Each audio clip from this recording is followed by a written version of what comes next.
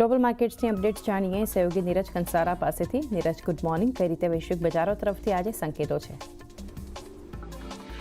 જી good morning ને આજના દિવસે સંકેતો આપણને થોડાક નબળા મળતા દેખાઈ રહ્યા છે। વૈશ્વિક બજારોની વાત કરીએ તો ગઈકાલે અમેરિકાના બજારોમાં નો ડાઉટ આપણને એક પોઝિટિવ ક્લોઝિંગ જોવા મળ્યું હતું। દિવસના ઉચ્ચતમ સ્તર પર આપણને ખાસ કરીને બજારો બંધ થતા જોવા મળ્યા હતા, પરંતુ કોઈ એવી બહુ મોટી તેજી ગઈકાલે અમેરિકાના બજારોની અંદર નથી આવી।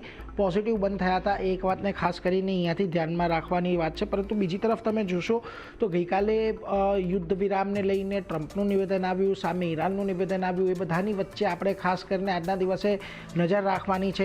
ગઈકાલે ટ્રમ્પે કહ્યું કે ઈરાન સાથેના સીઝફાયરનો જે નવો પ્રસ્તાવ આવ્યો છે એ પૂરતો નથી। તેમણે પ્રસ્તાવ આપ્યો છે, મોટું પગલું છે, પરંતુ એટલું પૂરતું નહીં થાય।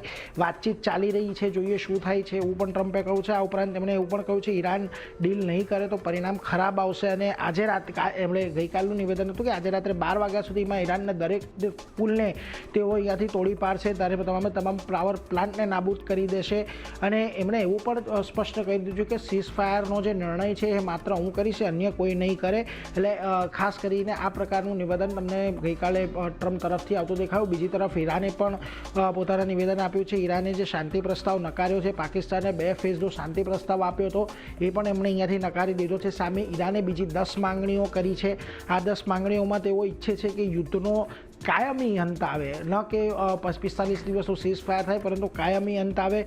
એમના પર લાગેલા જે તમામ આર્થિક પ્રતિબંધો છે એ હટાવવાની વાત ઈરાન કરી રહ્યું છે। ભવિષ્યમાં હુમલો ન કરવાની ગેરંટી મળે, અમેરિકાથી નુકસાન માટે વળતર મળે, સ્ટ્રેટથી જહાજોના સુરક્ષિત આવાગમન માટે એક ઔપચારિક વ્યવસ્થા ઊભી કરવામાં આવે, આખા ક્ષેત્રની અંદર લડાઈનો અંત થાય અને ઈરાનના સુરક્ષા અને સંપ્રભુતાને માન્યતા મળે। આવા પ્રકારની લગભગ 10 જેટલી માંગો ઈરાને અહીંયાથી કરી છે, જેના પર ટ્રમ્પે હજી સુધી કોઈ બહુ મોટા રિએક્શન નથી આપ્યા કે એમણે આ પ્રસ્તાવને પણ ખાસ કરીને કોઈ બહુ વધારે ભાર નથી આપ્યો। આ બધાની વચ્ચે જે સહયોગી ચેનલ છે આપણી CNBC TV 18, એના પર ઈરાનના વિદેશ મંત્રી ગઈકાલે જોડાયા હતા અને એમણે મહત્ત્વની વાતો કરી છે। એમણે કહ્યું છે કે અમે પોતાની માંગણીઓની લિસ્ટ પાકિસ્તાનને આપી છે। ઓમાન સાથે વાતચીતનો ફોકસ માત્ર સ્ટ્રેટ ઓફ હોર્મુઝ પર જ છે, ઓમાન આ શાંતિ વાર્તાની અંદર નથી।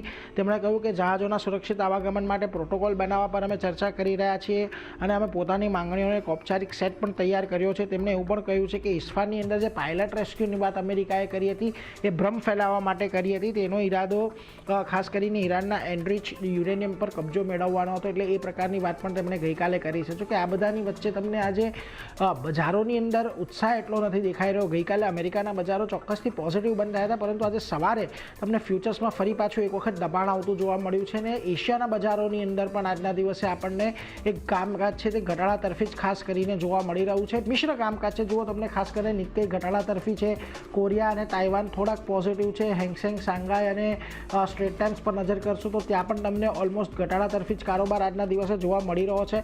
અને આવો તમે આજના દિવસે ગિફ્ટ નિફ્ટીના સંકેતો પર તો ગઈકાલે આપણે નીચલા સ્તરેથી ખાસ સારી એવી તેજી દર્શાવી હતી।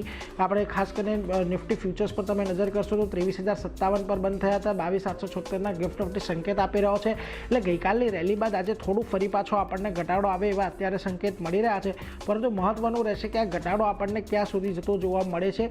આમ તો આપણે ઓલરેડી અત્યારે સારા એવા સપોર્ટ 22,000ની આજુબાજુ બનાવી લીધા છે, એટલે ત્યાં સુધી ફરી પાછું બજાર જાય છે કે નથી જતું એ જોવું ખાસ મહત્વનું રહેશે। જો કે આજના દિવસે પણ એક શરૂઆતી ઘટાડા બાદ આપણને રિકવરી મળે છે કે નહીં તે જોવાનું ખાસ રહેશે। ચાલો।